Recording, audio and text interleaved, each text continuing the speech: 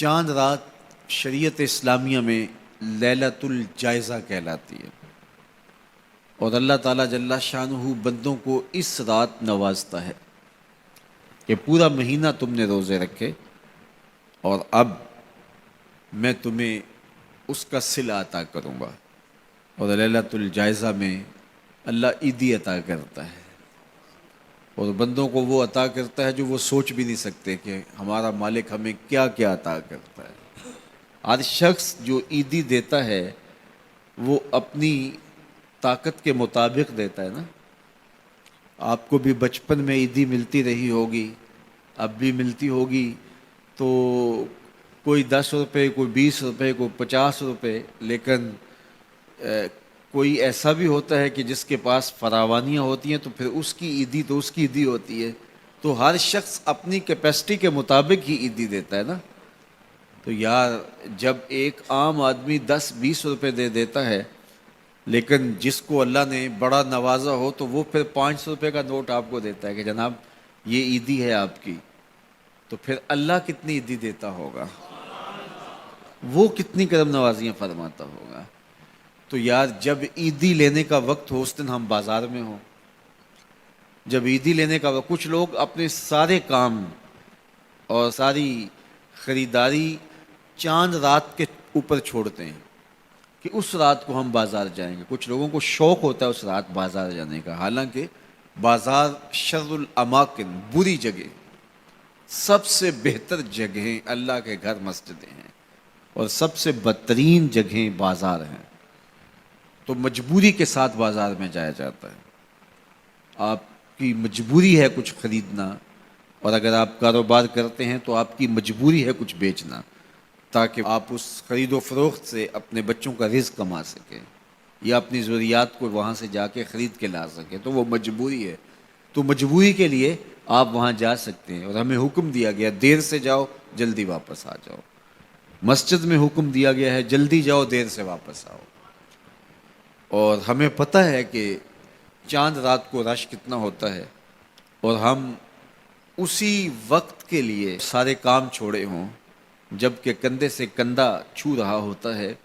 اور مرد و زن کا اختلاط بھی وہاں ہوتا ہے، تو پھر اپنے آپ کو بچانا اور اپنے آپ کو محفوظ رکھنا اور اپنی نظر کی عفت اور پاکیزگی کا خیال رکھنا کتنا مشکل ہو جائے گا۔ اپنے آپ کو آزمائش میں ہی کیوں ڈالا جائے کہ جس میں ہم پورے نہ اتر سکیں۔ تو اس لیے یہ بات ذہن میں رکھیے گا کہ یہ لیلۃ الجائزہ ہے، یہ جھولی پھیلا کے رب سے مانگنے کا وقت ہے، یہ بازاروں میں آوارگی کا وقت نہیں ہے۔ تو یہ رات بھی ہماری اللہ کے حضور عبادت میں گزرنی چاہیے، ذکر و فکر میں گزرنی چاہیے، یاد الہی میں گزرنی چاہیے۔ تو لیلۃ الجائزہ کو کبھی ضائع نہ کیجیے، اور اس رات کو برباد نہ کیجیے۔ سارے مہینے کی محنت آپ نے جو کی، اب اس کا صلہ لینے کا وقت ہے، اب عیدی لینے کا وقت ہے۔ تو عیدی لیجئے اپنے رب سے، جھولیاں پھیلا پھیلا کے لیجئے، اس سے خیرات مانگیے، اس کی کرم نوازیاں اور اس کی رحمتیں تمہارے اوپر برسیں گی، تو ان کو اپنے دامن میں سمو لیجئے۔ تو اپنی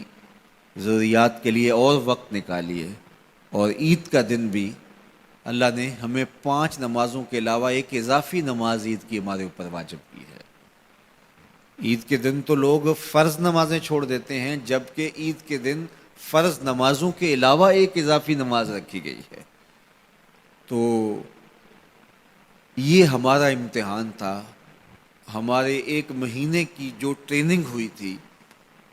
اس کے بعد آج ظہر کے وقت، آج عید کے دن فجر کے وقت، آج عصر اور مغرب کے وقت دیکھنا تھا کہ اس کا اثر ہماری روح میں کتنا اترا ہے۔ اور میں کہتا ہوں کہ جب مسلمان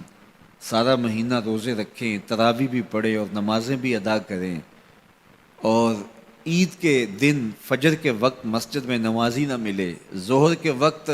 آدھی صف ہو، تو شیطان تو بڑا خوش ہوتا ہوگا، وہ تو بڑا راضی ہوتا ہوگا کہ یہ پڑھتے تھے نمازیں اور تراویح اور کیا کیا کرتے تھے،